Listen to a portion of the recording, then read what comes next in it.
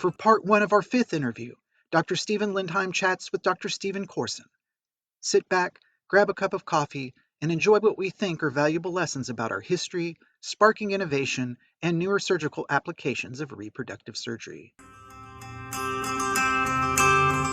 Welcome. It is with great pleasure that I'm introducing Dr. Stephen L. Corson. Dr. Corson is a graduate from Wesleyan University in 1960 and from the University of Pennsylvania School of Medicine in 1964. Following a rotating internship at Reading Hospital, he entered an obstetrics and gynecology residency at the Pennsylvania Hospital in 1965. Upon completion of that program, he took a fellowship program with Drs. Rakoff and Goldfarb in reproductive endocrine at Thomas Jefferson University. Dr. Corson is board certified in obstetrics and gynecology and in reproductive endocrinology. After many years in the University of Pennsylvania Medical School system, he moved to Thomas Jefferson University, where he was the head of the gynecologic reproductive endocrine section. His society charter memberships include AAGL, SRS, SREI, SRE, ISGE, and SART. Dr. Corson has many instrument inventions to his credit, including the Corson aspirator, irrigator, the myoma grasping forceps, the Dolphin system for hysteroscopic fluid management, and other endoscopic equipment. He has served on various professional boards and committees and is a past president of the American Association of Gynecologic Laparoscopists. He has taught laparoscopy and hysteroscopy in postgraduate courses in 5 continents. His editorial experience includes that of associate editor for the Journal of Reproductive Medicine, editor-in-chief of the International Journal of Infertility, and editor-in-chief of the Journal of Minimally Invasive Gynecology. He has published over 200 papers in peer-reviewed journals and has edited or contributed to over 60 textbooks. It is with great pleasure that I welcome Dr. Corson. You know, I'd like to start this off for the listeners today. Can you tell me a little bit about yourself and your family and, where you're at today? Well, I'm a graduate of Wesleyan University and the University of Pennsylvania Medical School. My wife and I will celebrate our 59th year in December. 2 children, a boy and a girl. My daughter is married with 3 daughters. My son has 2 children, a boy and a girl. And let's see what else. Well, I practiced at Pennsylvania Hospital almost all of my career, and then a little bit at Jefferson, holding positions there at both places. I edited the JMIG for a decade, and let's see what else. That's enough. Well, so tell me who some of your mentors were, and how did you end up coming into this field? Because by the time I got linked to you, you were so innovative and so advanced. It was so impressive. Well, coming out of college, I had wrestled with what I wanted to do, and medicine was certainly one of them. There were no doctors in my immediate family, and the other was to be a classical musician. And I just reasoned out that it would probably be easier to be a successful, innovative physician than it was to be a great musician. So I went into medicine, and then it was a weeding out process of what did I not want to do. And I remember as a medical student, that test where they put you in a chair and put water in your ear and spin you around, and if you don't throw up, you have a brain tumor, something like that. And I thought that obstetrics and gynecology would be sort of a happy kind of a career for me. And at Pennsylvania Hospital, the chief then was Eslian Israel, who had written essentially the first book on infertility. And he was just a marvelous person. And that's how I wound up doing endocrinology and infertility. And I always had an interest in instrumentation, so that throughout the years, I sort of invented as we went along instruments that that I thought would be useful and helpful. Dr. Israel clearly was an inspirational leader. Are there anyone else that you would say molded your career? Not nearly so much as he. Okay. Patrick Steptoe certainly was an inspiration. Patrick had so many failures early on before his first success that a lesser person would have given up the quest. But he was persistent, and he kept at it, and he was truly an inspiration. I was invited to go to Bourne Hall when he acquired Bourne Hall, and that was really something else. He was a giant. When you look back on your career, clearly there are a lot of supporters of everything that you were doing. They were so, provocative and innovative, but tell me about some of the antagonists in your career, and how did you weather through some of those things as you were creating some of these novel surgical tools, for example? Well, there was one editor who will go nameless who wrote an editorial that this business about laparoscopy was dangerous and we were going to kill people. And we didn't kill anybody, and it wasn't dangerous. And it finally was proven to be a good alternative to open surgery for a lot of issues. It was a fight. In those early years, getting your paper published in a major OBGYN journal was really difficult. And to its credit, the Laparoscopy Society, which Jordan Phillips formed, and that's another person who should go down in history for being farsighted, he founded an organization of people who were willing to get out on a limb and do things that other people thought were crazy. But it wasn't crazy. But that's true for anybody who really wants to innovate.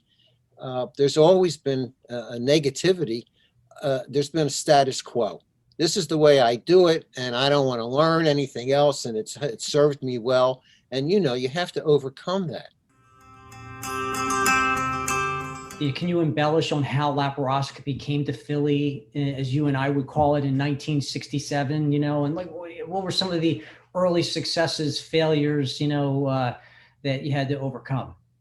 Well, as I say, I went out and to Chicago and spent time with Mel Cohen, and came back, and we sort of learned as we went along. In those days, it was they called us, we were called cowboys, and that was as a derogatory term. But I could call up an instrument company and say, I need a certain instrument to do this, and maybe I'll send you a drawing, and can you do it? And within 2 weeks, I had a prototype. And I mean, those were halcyon days, and we had a cadre of like-minded individuals who would get on the phone and talk to each other about our experiences and what went well and what didn't go well. And I remember the furor that erupted when the first laparoscopic treatment for ectopic pregnancy was done. I mean, that was just, sort of malpractice. I was thought of being absolute malpractice.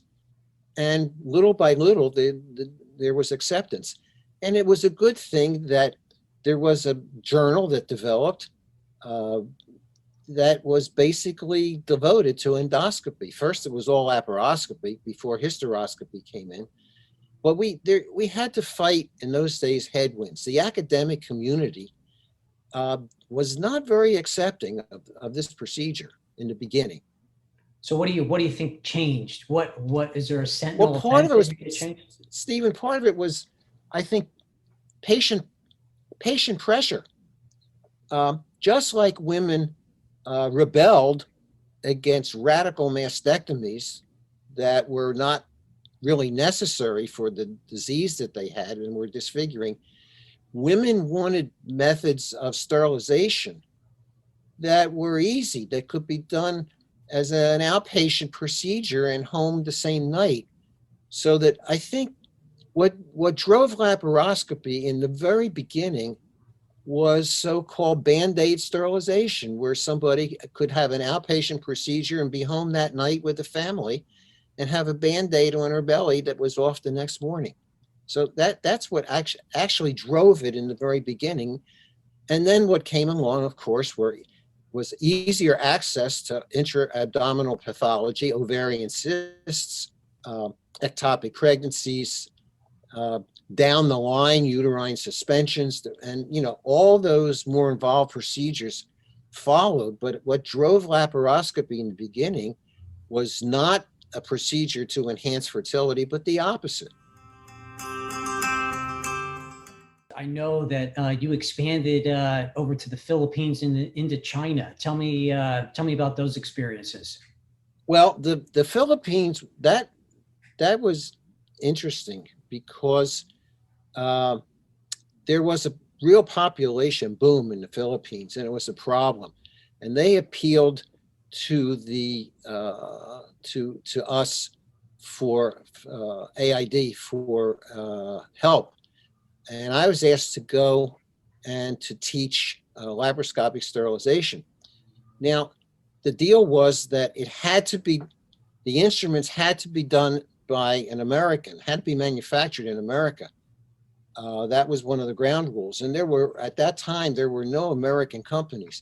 But up in, outside of Philadelphia, there was a little company, and the engineer who had founded that company was Bill Nepshield. And Bill fashioned an itinerant portable laparoscopy case, sort of like those big Zero aluminum suitcases.